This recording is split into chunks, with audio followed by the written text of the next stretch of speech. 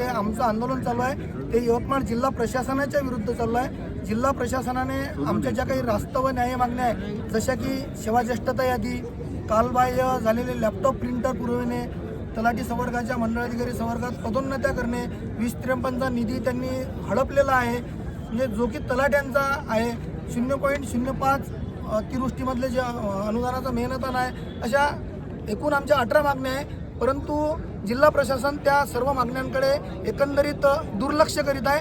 त्यामुळे हा आमच्या तलाठी संवर्गाचं आंदोलन नव्हे तर हा आमचा जिल्हा प्रशासनाच्या विरुद्ध निर्माण झालेला आक्रोश आहे। जिल्हा प्रशासनाचा कोणती म्हणजे अधिकृत प्रतिनिधी पाठवला का? जिल्हा प्रशासनाकडून अद्यापपर्यंत कोणीही अधिकृत प्रतिनिधी आलेले नाहीत।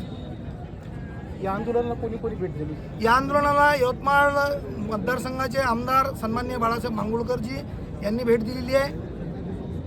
आपलं नाव सांगा. मी बाळकृष्ण गाडवे, अध्यक्ष विदर्भ पटवारी संघ नागपूर, आणि या माध्यमातून मी आपल्या माध्यमातून जिल्हा प्रशासनाला एक इशारा देऊ इच्छितो की जर आमच्या न्याय व रास्त मागण्या जिल्हा प्रशासनाने निकाली काढल्या नाही, त्वरित निकाली काढल्या नाही, तर या आंदोलनाची व्याप्ती आम्ही निश्चितपणे वाढवू आणि हे आंदोलन संपूर्ण विदर्भभर यवतमाळ जिल्हा प्रशासनाच्या विरुद्ध सुरू करू।